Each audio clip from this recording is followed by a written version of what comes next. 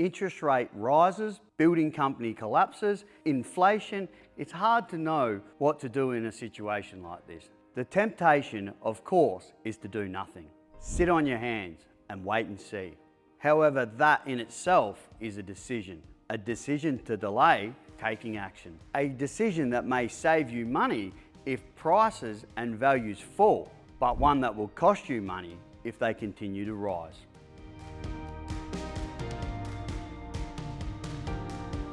Hi, I'm Ryan Stannard from Stannard Family Homes. We custom design and build unique homes for families in Adelaide.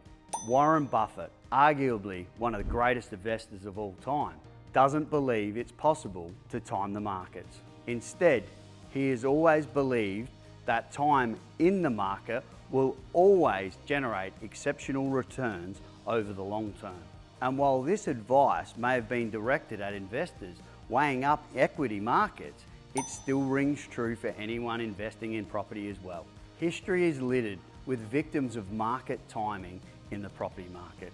The experts have been talking about a property crash since 2008, yet values have continued to increase. The fact is, interest rates are still running at a historically low level, and inflation is running hot at a historically high level. So while I'm not a financial advisor, and I'm certainly not here to advise you on what you should be doing in regard to your own finances, it seems to me that cash is in the process of being devalued, which means it's probably a good time to be borrowing some. Sure, there's a possibility that property may go down, but one thing we do know is that over time, property has always gone up. When you consider the average homeowner in South Australia will live in their home for 11 years, that sounds pretty long-term investment strategy to me. Which brings me to another point. Should you build new or buy second-hand? There are pros and cons for both options.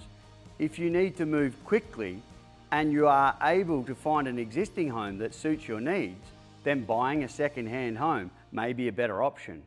However, it's important to allocate a budget to bring the home back to the standard that you would be proud of.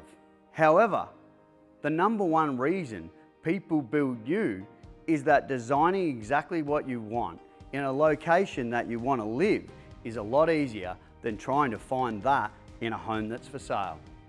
And while there are some massive benefits when building your dream home, there are some landmines as well you need to avoid. Namely delays, escalating costs, and building company failures. So here are a few tips to keep you safe. Firstly, stick to the big four banks when looking for finance. While the smaller banks may offer slightly more attractive rates, the problem is they are simply not geared up for construction progress payments.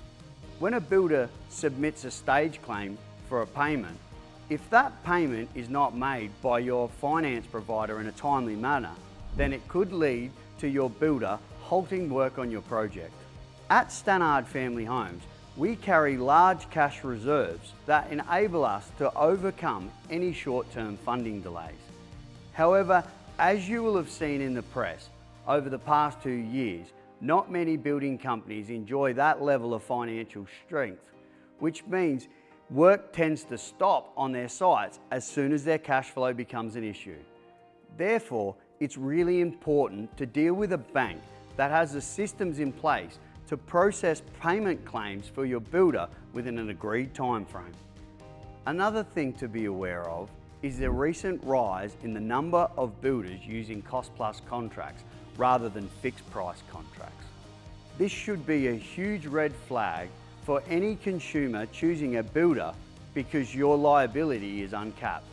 Additionally, a builder using cost-plus contracts has no incentive to negotiate the best rates for materials or even subcontractors, leading to a higher cost of construction and more profit for the builder who takes margin on those cost increases. Finally, always insist on seeing a job schedule before you sign a contract.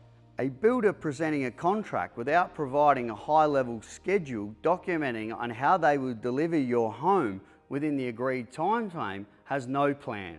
And a failure to plan is a plan to fail.